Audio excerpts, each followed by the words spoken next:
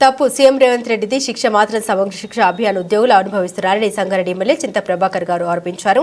Sangareddy collectorate పక్కన సమగ్ర శిక్ష అభియాన్ ఉద్యోగుల రిలే నిరాహార దీక్షలో ఎమ్మెల్యే చింత ప్రభాకర్ గారు పాల్గొని వారికి మద్దతు తెలిపారు. ఎన్నికల సమయంలో రేవంత్ రెడ్డి అడ్డగోలు హామీలతో అన్ని వర్గాల ప్రజల్ని మోసం చేసి గద్దెనెక్కారన్నారు.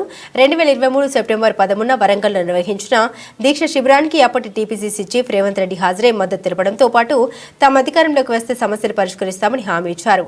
కాంగ్రెస్ ప్రభుత్వం ఏర్పాటై ఏడాది సమగ్ర శిక్ష అభియాన్ సమస్యలు పరిష్కరించడం లేదు. ఐక్యంలో రానున్న ఎమ్మెల్సీ ఎన్నికల్లో కాంగ్రెస్ కు తగిన గుణపాఠం చెప్పాలి, చిత్తుగా ఓడించాలి. రేవంత్ రెడ్డి చెబుతున్న అబద్దాలకు తగిన మూల్యం చెల్లించక తప్పదన్నారు.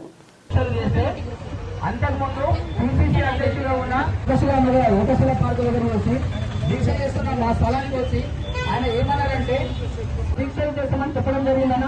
అదేవిధంగా ఈరోజు ఆ హామీని నెరవేర్చమని ఈరోజు దీక్షలు చేస్తున్నాం. దానిలో భాగంగా మా సంగారెడ్డి జిల్లాలో కూడా ఇలా అందరం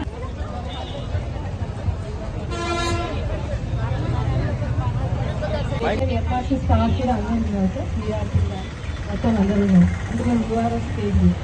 5th నుంచి 8th వరకు అంటే బాయ్స్ అంటే వాళ్ళు ఆర్ట్స్ అండ్ సెమీ ఆర్ట్స్ అని వాళ్ళు ఉంటారు. బెనిఫిట్ పాకెట్ బెడ్జెస్ తెలంగాణ గవర్నమెంట్ 2017లో ఎస్టాబ్లిష్ చేయడం జరిగింది సార్. సో ఫ్లాగ్షిప్ ప్రోగ్రామ్ కింద ఎస్టాబ్లిష్ చేయడం. ఇది కేజీబీ అనేది గర్ల్స్ కి sir, arts and semi arts వాళ్ళు ఉండడానికి అది కూడా 10th తీసుకొస్తున్నాము. మా దాంట్లో అది వేరే డిగ్రీ కూడా వెళ్ళడం జరుగుతుంది సార్. సీట్స్ లో దాంట్లో క్వాలిఫై ఎగ్జామ్స్ రాదు. మేమందరం కూడా ఇందులో అందరూ ఎంఏబీఏ చేసిన వాళ్ళు టెస్ట్ క్వాలిఫై అయిన వాళ్ళు అన్నారు సార్. అందరూ గవర్నమెంట్ అనేది ఇప్పుడు స్కీమ్ అనేది మాట్లాడతారు 60-40% అన్నారు. మమ్మల్ని దాంట్లో ఏంటి గవర్నమెంట్ దాంట్లో ఇప్పుడు ఏదైనా సెంట్రల్ దాంట్లోనే విలీనం చేయండి, లేదా స్టేట్ దాంట్లోనే విలీనం చేయండి సార్. కూడా ఇప్పుడు ఇది అంటే స్కూల్ అంటే స్కూల్స్ అన్ని చాలా కష్టపడి ఇది తీసేయాలి కదా సార్. Thank you sir. మీ యొక్క సమయాన్ని కేటాయించి ఎంత ఉపయోగ జెన్యున్ గా ఇన్సూరెన్స్ కావాలని కోరిందో ఖచ్చితంగా మీకు అది కావాలి. మరి అదే రకంగా ఎవరైనా చనిపోతే ఏ అధికారి కూడా అధికారికంగా వచ్చి మరి పరామర్శించి అందుకైనా బెనిఫిట్ కూడా ఏమీ ఇవ్వటం లేదు. మరి ఈరోజు మీకు రెగ్యులైజ్ చేస్తామన్నారు, ఖచ్చితంగా అది చేయాల్సిందే. మరి ఆ సమస్యలన్నీ ఈరోజు మరి హరీశ్రావు గారు మేము జిల్లా తరఫు నుంచి జిల్లా ఎమ్మెల్యేలను రాష్ట్ర స్థాయి మొత్తం మీకు అండగా ఉంటుందని చెప్పి ఈ సందర్భంగా తెలియజేస్తూ మరి మీకున్న ఇందాక చెప్పినటువంటి అన్ని కూడా సమస్యలు మేము కూడా మరి దృష్టికి తీసుకెళ్తాం. ఏదో నా అబద్ధాలు చెప్పి ఇంకా ఎన్నో రోజులు తప్పించుకొని తిరిగే పరిస్థితులు లేడు. మరి ఆయన ఈరోజు ఎన్ని అబద్ధాలు అయితే ఆడిందో దానికి మూల్యం కూడా ఖచ్చితంగా చెల్లించాల్సి వస్తుంది. ఈరోజు రైతులకి, మహిళలకి అందరినీ మోసం చేసింది. మోసం చేయని వాళ్ళు ఏమైనా మిగిలింది అంటే వాళ్ళు పుణ్యం చేసుకుంటే అందరినీ కూడా మోసం చేసి ఈరోజు అధికారానికి వచ్చి మండిపోయి చూపిస్తా ఉన్నారు. ఈరోజు ఏతులు ఎక్కువ పని తక్కువ అనే రకంగా ఏతులు మాట్లాడి అందరినీ కూడా మభ్య పెడతా ఉన్నాడు. ఖచ్చితంగా మీరందరూ కూడా మీ అభిప్రాయాలు ఏకాభిప్రాయం నుంచి మీరు కలిసి ఉండాలి. కలిసి ఉంటేనే నిలిచింటారు కాబట్టి, విడిపోతే పడిపోతారు కాబట్టి ఎట్టి పరిస్థితుల్లో మేము మీకు అండలుంటామని తెలియజేస్తూ మీకున్న సమస్యల పరిష్కారానికి మీరు అవకాశం మీ చేతుల్లో ఉంది. ఖచ్చితంగా మీ ప్రభుత్వానికి తగిన బుద్ధి చెప్తే అన్ని కూడా సమస్యలు మీ చేతుల్లో ఉంటాయి. మరి ఎమ్మెల్సీ ఎన్నికల్లో ఆ సత్తా చాటుకోవాల్సిందిగా మిమ్మల్ని కోరుతూ ఏదైనా అసెంబ్లీ సాక్షిగా ఖచ్చితంగా పోరాటం చేయటమే కాకుండా మీకు తోడై ఉంటాం, మీకు అండగా ఉంటాం. ఎవరైతే మీకు గతంలో మాట ఇచ్చిందో ఖచ్చితంగా వాళ్ళని నిలిపే ప్రయత్నం చేయండి. మేము మాత్రం ఎట్టి పరిస్థితుల్లో మేము తోడై ఉంటాం. ఎందుకంటే ఆ రోజు చెప్పింది కేసీఆర్ను గద్దెదించండి, మీ సమస్యను పరిష్కారం చేస్తామని. మరి ఈరోజు ఆయనే వచ్చింది. మధ్యలో ఎప్పుడు కూడా మీరు ఇబ్బంది పెట్టలేదు. 1 సంవత్సరం కాలం టైం ఇచ్చింది. మరి సంవత్సర కాలంలో ఆయన చేసింది ఏమిటి అనేది కూడా మీరు ఒకసారి ఆలోచన చేయండి. మరి విజయోత్సవాలు చేసింది, ఏమంతా ఘనకార్యం చేసిందో మరి మాకు కూడా అర్థం కాలేదు, మీకు తెలవాలి. మరి ఏం విజయోత్సవాలు ఆ దేవుడు తెలుసు. మరి ఈ సందర్భంగా మీరందరూ ఏదైతే నమ్మకంతో ఏదైతే ఆశతో మమ్మల్ని పిలుచున్నారో ఖచ్చితంగా 16వ తారీఖు నుంచి అసెంబ్లీలో ఏ రోజు అవకాశం దొరికినా ఎగ్జామినేషన్ చేసినా సరే మీ సమస్యల పరిష్కారానికి ఖచ్చితంగా మేము ఉంటామని తెలియవచ్చు. ఏ పార్టీ ప్రభుత్వమైనా 5 సంవత్సరాలు కూడా ప్రజలు ఎన్నుకున్నప్పుడు ఇంకొక ఆయన వాళ్ళకు సీట్ కావాలని ఆశ ఉన్నప్పుడు లేనిపోని కొంతమంది చెప్తారు, సాధ్యమైన హామీలు కొంతమంది ఇస్తారు, సాధ్యం కాని హామీలు కొంతమంది ఇస్తారు.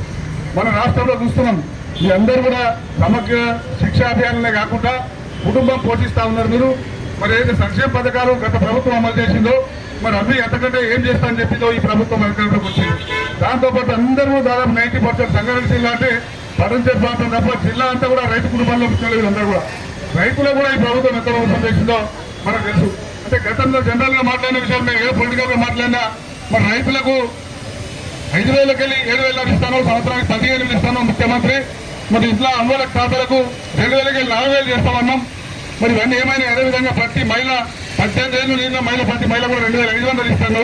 మరి వాళ్ళు ఓట్లు వేసుకున్నారు ఏమైందని మాత్రమే మాట్లాడుతూ ఉన్నారు. ఇప్పటిదాకా మీ చూసిన తర్వాత మళ్ళీ అనిపిస్తా ఉన్నది ఇది ఒక వ్యవసాయ రంగము.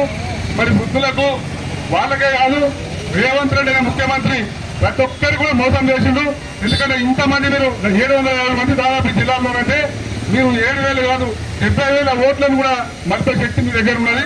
మరి కాబట్టి మీ అందరి ఓట్లు కూడా ఆ రోజు మళ్ళీ మాటలు చెప్పి మీరు రాసిన విధంగా పిసిసి అధ్యక్షుడి హోదాలో అబద్దాల ముఖ్యమంత్రి రేవంత్ రెడ్డిలో ఆ రోజు అంటే పిసిసి ప్రెసిడెంట్ గా ఉండే ఎన్ని అబద్దాలు నడిచాయి. ముఖ్యమంత్రి అయ్యిండు, నిన్ననే వారోత్సవాలు చేసిరు. మరి వారోత్సవాలు ఎందుకు చేసిరో అర్థం కాదు.